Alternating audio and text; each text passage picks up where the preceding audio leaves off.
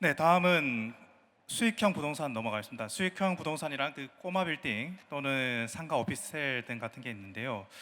주택이 매매를 통해서 수익을 남긴다면 그 수익형 부동산 같은 경우에는 일단 임대료로 수익을 얻을 수 있고요. 또 가격이 많이 상승하면 매매를 통해서 또 수익도 얻을 수 있는 그런 부동산입니다.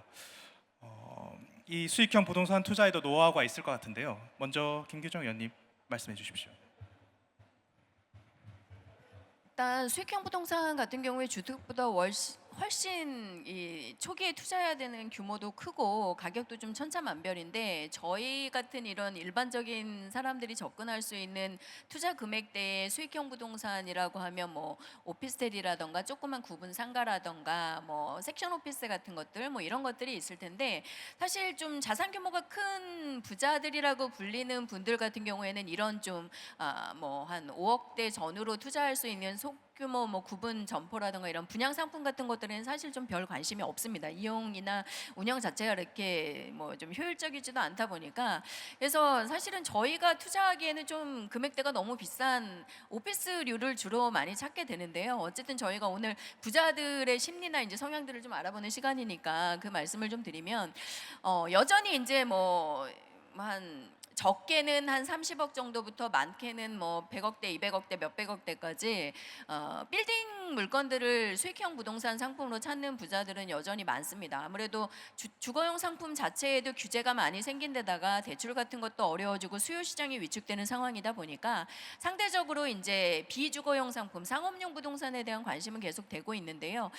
중요한 거는 지금들은 거래를 좀 안 하려고 하는 실정입니다. 일단 상업용 부동산 자체도 대표적으로 이제 뭐 부자들이 많이 찾는 뭐 강남대로나 테헤란로 같은 경우에 있는 이면에 있는 조그만 꼬마 빌딩이라고 불리는 그런 것들도 대부분 단기간 가격이 많이 올라서, 뭐 테헤란로 이면, 강남대로 이면에 있는 조그만 건물들도 평당 한 1억 5천씩까지 가격이 막 뛰어 있는 상태입니다. 뭐 조금 시선을 좀 넓게 돌려서 뭐 강동권역이라던가 사당 같은 데까지 가도 거의 평당 뭐 7, 8천까지 부르는 게 값일 정도로 물건이 많지 않고 가격이 올라 있다 보니까 대부분 이제 수익형 부동산도 지금보다는 가격이 그래도 조금 조정됐을 때를 기다리는 관망세가 현재는 좀 나타나고 있고요.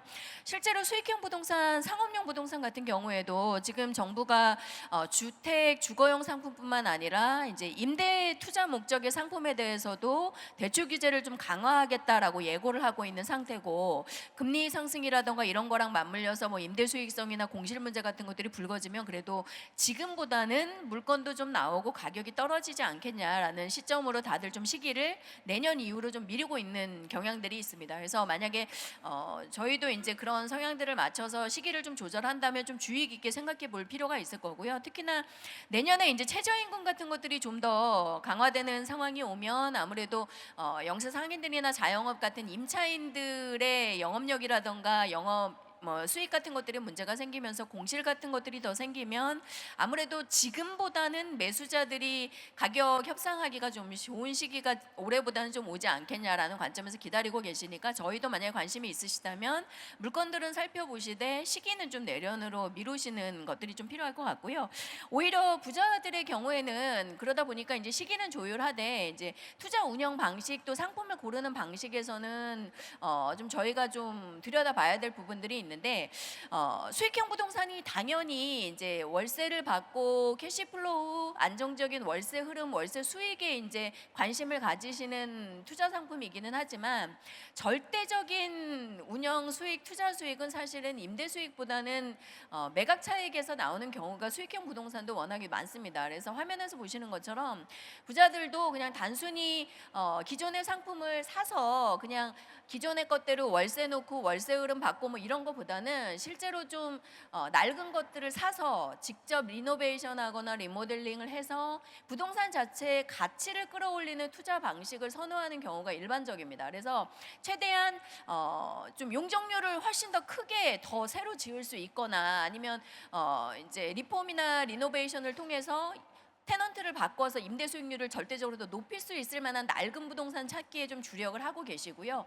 물론 쉬운 일은 아닙니다만 실제로 본인이 직접 참여해서 재개발이나 리모델링이나 이런 것들을 하려는 의도를 가지고 좀 좋은 대지 상권에 있는 싼 물건을 찾는 데 주력을 하고 계시고, 그러다 보니까 이제 주먹구구 방식이 아니라 아주 전문적인 방식에서 적정 가격의 평가, 얼마나 저렴하게 사서 재건축이나 리노베이션을 해서 수익을 훨씬 끌어올릴 수 있는가, 그렇게 해서 그 상품을 새로 지어서 얼마나 더 비싸게 살 수 있는가, 이런 것들에 주목을 하고 계시다는 겁니다. 그래서 저희도 현재 수익률만 보고 이제 뭐 상품을 선정하기보다는 좀 전문가들의 조언을 받아서 그 상품의 가치 밸류에이션을 얼마나 더 끌어올릴 수 있는 상품인가, 이런 것들을 보고 좀 접근을 하셔야 되는 걸로 판단을 좀 할 수가 있겠습니다. 네, 말씀 감사합니다. 다음 박 대표님 말씀해 주십시오. 네, 일단은 뭐 수익형 부동산 종류가 여러 가지가 있어요. 그런데 이제 가장 우리가 간단하게 생각할 수 있는 게 오피스텔이죠, 오피스텔. 그래서 오피스텔인데요. 이제 파리 대책 이후에 오피스텔이 상당히 이제 양극화가 될 것 같아요. 그러니까 흔히 얘기하는 주거용으로 쓰이는 오피스텔이 있죠. 그 주택수에 포함되겠죠. 그래서 이런 것보다는 오히려 업무용으로 쓰는 오피스텔이 있죠. 그러니까 강남 대로변이라든지 뭐 여의도라든지 이런 쪽으로 오피스텔이 조금 더 인기가 좋아지고, 나머지 뭐 지난해까지 아주 그 분양이 잘 된 뭐 아파트 같은 거 있죠. 아파트는 이제 주거용이죠. 그래서 이런 것들은 좀 더 가격이 내려가고, 실제 뭐 프리미엄이 좀 떨어지고 있더라고요. 분양했던 게. 해서 오피스텔도 이제 여러분들이 하실 때는 이제는 주택수에 들어가기 때문에 주거용 하게 되면은 사무실로 사용할 수 있는 이런 것들. 그 다음에 뭐 지산센터 같은 경우도 아직까지 세제 혜택이 좀 있기 때문에요. 뭐 지식산업센터 이런 쪽으로도 일반인들도 관심이 있습니다. 그 다음에 일반 어느 정도 자산이 5억 정도 있는 분들은 이제는 이제 상가주택 쪽으로 한번 접근해야 되겠다, 이렇게 합니다. 근데 실제 컨설팅을 해보고 물건을 보여주면은 5억 가지고는 강남권에 살 수가 없어요. 그렇죠? 살 수가 없기 때문에 약간 이제 그 지방 쪽으로 이제 많이 내려갑니다. 그래서 특히 다가구 주택, 뭐 다세대 주택, 여러 가지가 있는데, 실제 다가구 다세대는 지방에는 땅값이 서울에 비해서 거의 뭐 서울이 일반 주거 지역 땅값이 보통 강남권이 한 4천 정도 하고 3,500, 4천 정도 합니다, 평당. 근데 지방 같은 경우는 평당 500 정도밖에 안 되거든요. 그래서 실제적으로 수익률은 상당히 높죠. 그래서 서울이 3%면은 지방은 수익률이 10%, 13%, 뭐 15% 이렇게 나와요. 그러니까 여러분들 광고, 인터넷 광고, 신문 광고 많이 보셨죠? 그러니까 보통 10% 이하짜리는 광고 내지도 못해요. 보통 12%, 15%.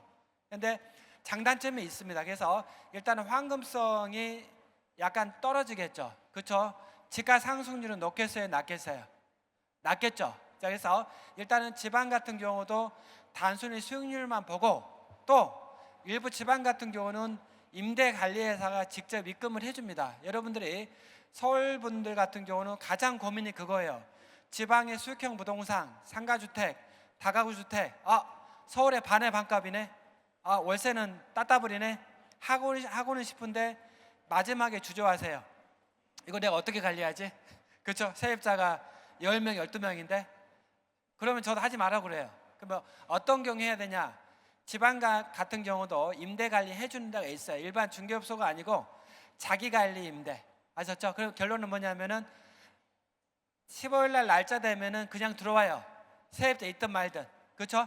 그런 데가 묶여져 있어가지고 수익률 한 10% 되고, 그 다음에 인근의 업체에서 확실하게 몇 년 뒤에 매각이 될 만큼 황금성이 있다 그러면은 저는 하라고 그래요. 그래서 이런 것. 그 다음에 다가구 주택이나 이런 뭐 다세대 주택, 다가구 주택 같은 경우가 보통 10억 내외짜리가 많은데요.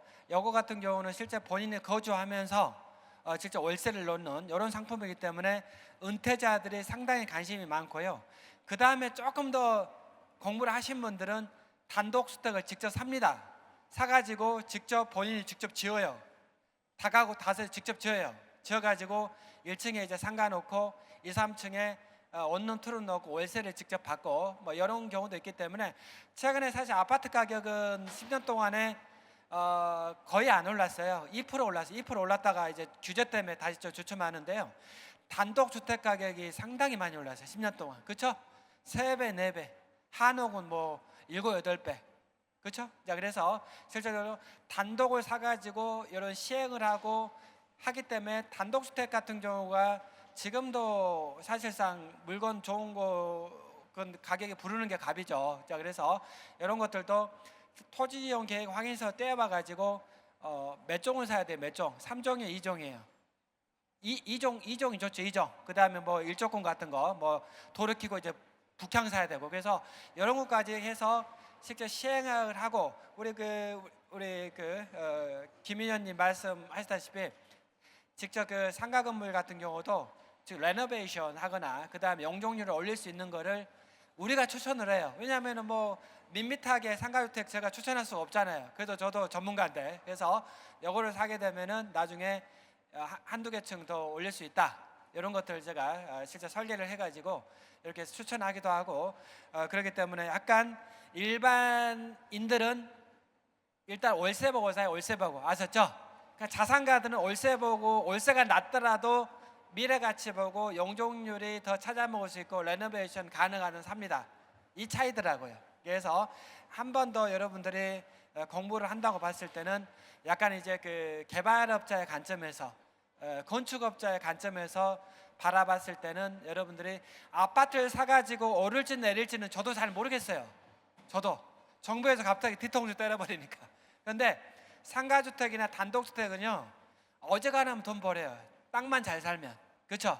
확률이 높다는 얘기죠. 거의 알고 투자하기 때문에. 그래서 여러분들이 아파트도 사실상 뭐 그 투자를 해야 되겠지만 아파트는 시기에 대한 문제고 아파트 외에 다른 뭐 상가주택이라든지 뭐 중소형 이런 그 빌딩이라든지 뭐 오피스텔이라든지 이런 것들은 실제적으로 본인이 개발하거나 세입자를 슈퍼마켓이 만기가 되면 편의점으로 바꾸면 월세가 올라가겠죠. 그래서 그 다음에 권리금이 좀 형성된 것들 이런 것들을 본인이 하기 나름이거든요. 그래서 본인의 노력에 따라서 특히 수익형 부동산들은 돈을 더 벌 수 있다. 특히 자산가들은 이렇게 제가 결론을 내고 싶습니다. 네.